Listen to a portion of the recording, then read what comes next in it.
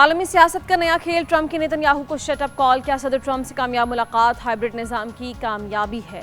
पाकिस्तान की कामयाब डिप्लोमेसी के बायस गजा में जंगबंदी के इम्कानात रोशन हो चुके हैं और पाकिस्तान ने अमन के क़याम के लिए मशरक़ वस्ता के ममालिक और अमरीका के दरमियान अहम किरदार अदा किया है। अब सूरत हाल ये है कि सदर ट्रंप ने नेतन्याहू को शटअप कॉल दे दी है। गजा में इससे ज़्यादा जुल्म नाकाबिल कबूल है। सदर डोनाल्ड ट्रंप ने वज़ीर-ए-आज़म शहबाज शरीफ और फील्ड मार्शल सईद आसिम मुनीर से मुलाकात से कबल प्रेस कॉन्फ्रेंस में दुनिया को बताया कि वो दो अजीम रहनुमाओं से मुलाकात कर रहे हैं।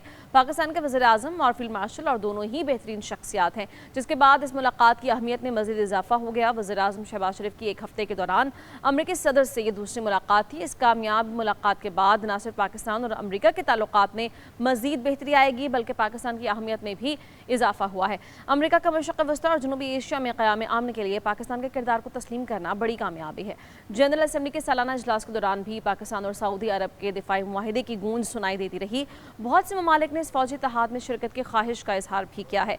एलामिया के मुताबिक वज़ीर-ए-आज़म शहबाज शरीफ ने सदर ट्रंप से कहा कि वो दुनिया में अमन के दाई हैं, जबकि वज़ीर दिफा ख्वाजा आसिफ ने मुलाकात के बाद सोशल मीडिया पर लिखा, हाइब्रिड निज़ाम के पार्टनरशिप की कामयाबियों का तसलसल। लेकिन दूसरी तरफ तहरीक इंसाफ के रहनुमा ख्वाजा आसिफ के इस दावे पर तनकीद कर रहे हैं।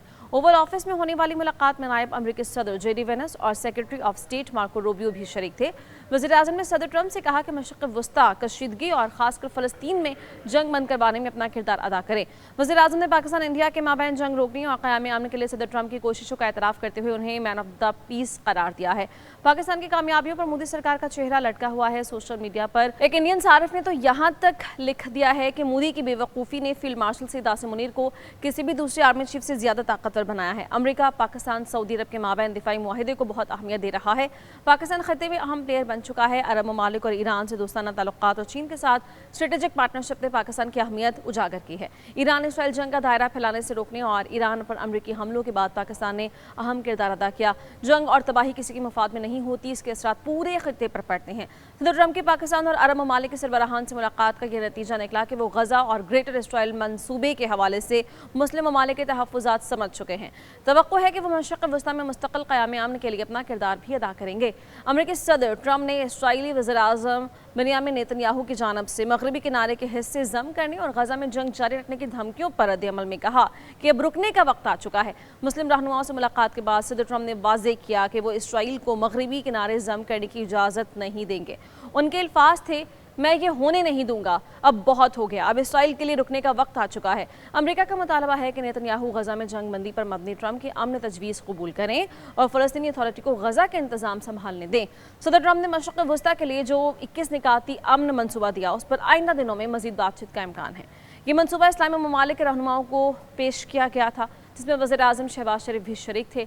इस मनसूबे में कई अहम निकात शामिल हैं, जिनमें बाकी मानदा कैदियों की रिहाई, जंगबंदी, फायरबंदी का मुस्तकिल नफाज और पूरी गजा पट्टी की इसराइली फ़ौज का बतदरीज इनखला, गजा में ऐसा निज़ाम हुकूमत कायम करना जिसमें हमास शामिल ना हो, फ़लस्तीनी और अरब इस्लामी ममालिक के एहलकारों पर मुश्तमिल एक सिक्योरिटी फोर्स तश्कील देना, अरब इस्लामी ममालिक की जानिब से माली मुआवनत और गजा की तामीर न और फ़लस्तीनी अथॉरिटी को महदूद किरदार देना शामिल है।